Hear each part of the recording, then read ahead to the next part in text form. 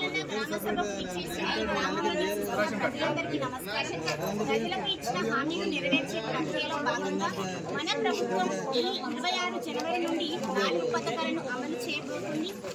ఈ పథకాల వివరాలు గ్రామంలో ప్రజలందరికీ తెలియజేసి వారి అభిప్రాయాలను సేకరించడానికి ఈ గ్రామ సభ ఏర్పాటు చేయడం జరిగింది. మన గ్రామంలో నివసిస్తున్న అర్హులైన అందరూ లబ్ధిదారులకు ఈ పథకాల కింద సహాయం అందించాలన్నదే ప్రభుత్వం యొక్క ఉద్దేశం. ఈ 4 పథకాలు ఇందిరమ్మ ఆత్మీయ భరోసా, రైతు భరోసా, కొత్త రేషన్ కార్డులు, ఇందిరమ్మ ఇండ్లు. 1. ఇందిరమ్మ ఆత్మీయ భరోసా. ప్రజాపాలనలో భాగంగా భూమి లేని వ్యవసాయ కూలీల కుటుంబాలకు సంవత్సరానికి 12,000 రూపాయలు మాత్రమే ఇవ్వడానికి ఇందిరమ్మ ఆత్మీయ భరోసా పథకం అమలు చేయబడుతుంది. గ్రామీణ హామీ ఉపాధి హామీ పథకంలో నమోదు చేయబడి 2023-24 ఆర్థిక సంవత్సరంలో కనీసం 20 రోజులు పనిచేసిన భూమి లేని వ్యవసాయ కూలీ కుటుంబానికి ఈ ఆర్థిక సహాయం అందించడం కోసం ఏర్పాట్లు చేస్తున్నాం.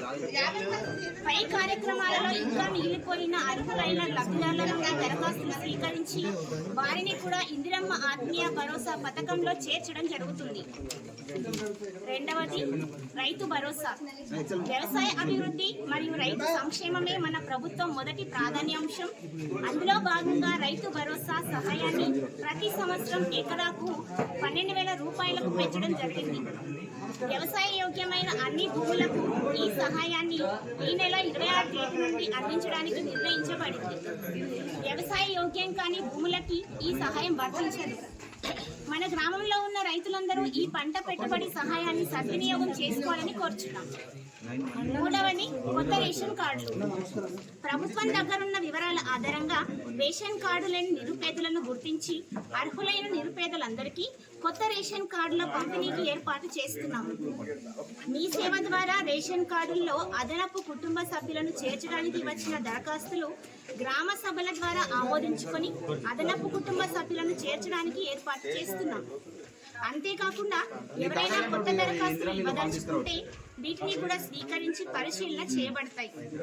అదేవిధంగా ఈ రోజు గ్రామ సభకు హాజరు కాలేని వారు మండల కేంద్రంలో ప్రజాపాలన సేవా కేంద్రాల్లో కూడా దరఖాస్తులు ఇవ్వవచ్చు. వీటిని కూడా పరిశీలన చేయబడును. పరిశీలన పూర్తయిన తర్వాత అర్హులందరికీ రేషన్ కార్డులు జారీ చేయబడతాయి. 4. ఇందిరమ్మ ఇండ్లు. గత గ్రామ సభలో మన గ్రామంలో ఇల్లు లేని వారి నుండి దరఖాస్తులు స్వీకరించాము. అట్టి దరఖాస్తులను క్షేత్ర స్థాయిలో పరిశీలించడం జరిగింది. ఈ క్షేత్ర పరిశీలనలో ఇంటి స్థితిగతులను, ఇప్పుడు నివసిస్తున్న ఇంటి కప్పు వివరాలు, ఇండ్లు కట్టుకోవడానికి కావలసిన స్థలాన్ని పరిశీలించి ఫోటోలు కూడా తీసుకోవడం జరిగింది.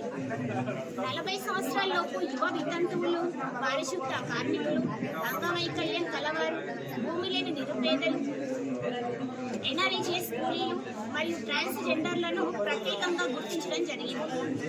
ఇల్లు కట్టుకునేందుకు స్థలం ఉన్న వారిని ఒక జాబితాగా, స్థలం లేని వారిని 2వ జాబితాగా ఈ గ్రామ సభలో మీ ముందు ఉంచుతున్నాము.